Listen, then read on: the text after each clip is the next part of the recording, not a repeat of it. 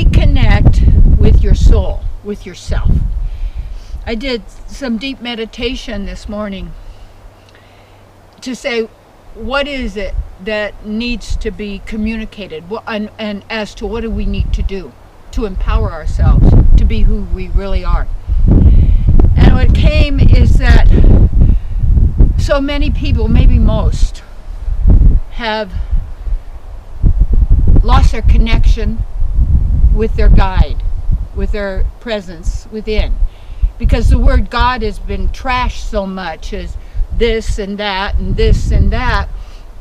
But for many people, it's something outside that's riding maybe on a spaceship. It's going to come from the sky. It's going to come down. Again, your whole world is in your mind. And all you really know and have is who you are. But you have your source, your partner within.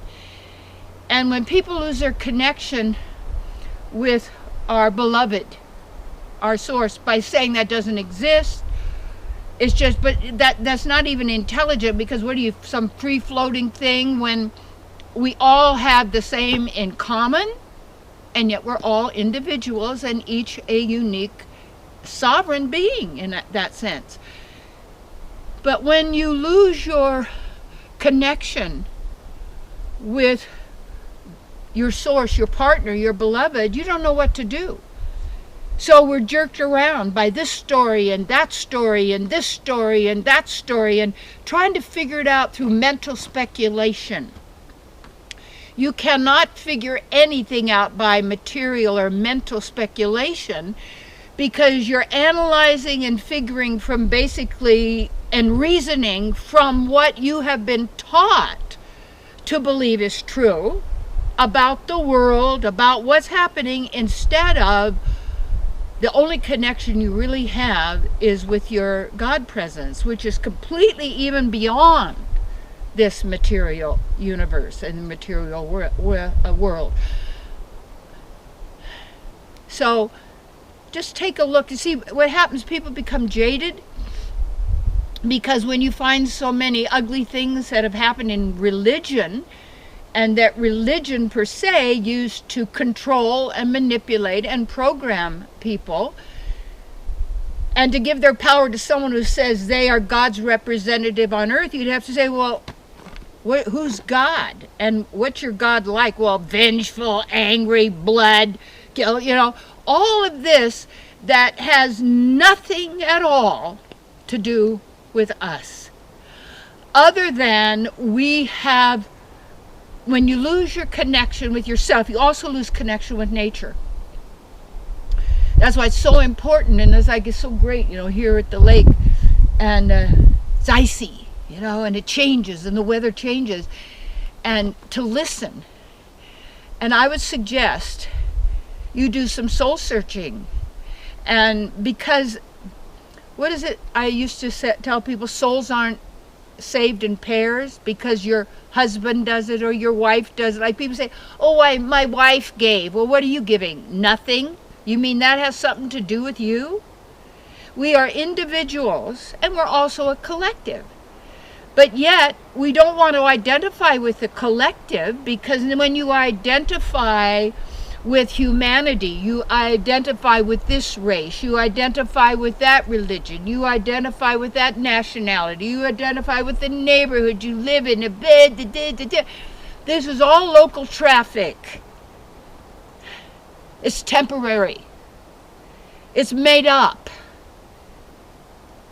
And if you want to have what's real, because I'll tell you something, you're eternal and you cannot die, but you could suffer.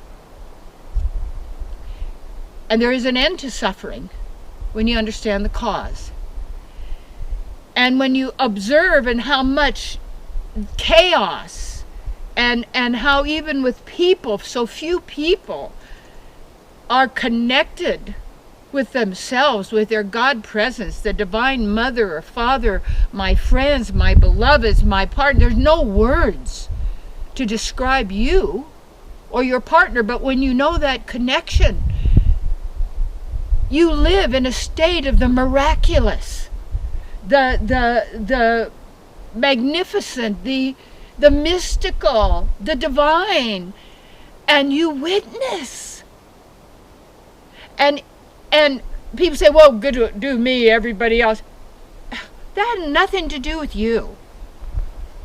You're an eternal being, and you're deciding by your choices in every single moment, and who you're looking to as your authority. When you look to these people who basically you get a PR firm to make you an authority, and then you say you have to give your power to them because they know more about you than you know about yourself. Well, that's probably true, but they don't know about who you are spiritually because they don't have that consciousness, you see. And the key is that right where you are, the power of the divine is there, the presence. You don't have to go anywhere. You don't have to go to some amusement park. You don't have to get on, all these technology things. I know we're using them, but we got to use them for good in order to return to self. And and to return means to turn again. But then again, we don't want to keep turning around and around in this recycling mode of reincarnation into the same scenario over and over again, called history repeating itself, his story. So are you believing stories that people tell you? Getting all, who's this, it's like, to thine own self be true. Sounds really like a good idea. And now it's like, if you reconnect with your God presence, and we're gonna do more on this, but this is to really know that you are loved and protected, you are enriched, all that you could desire is with you and is who you are. Yes. So do some soul searching.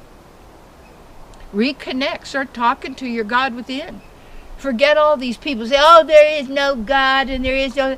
Hey, there's a whole bunch of gods. We're like little mini gods. But what does that mean? God means you lord it over everybody and you tell everybody what to do. No. Even in the very last of the Bhagavad Gita book, the divine says, hey, I just told you what my opinion is, but do what you want. You see. So why would you or anyone weaken themselves by disconnecting from the source of all and with you now?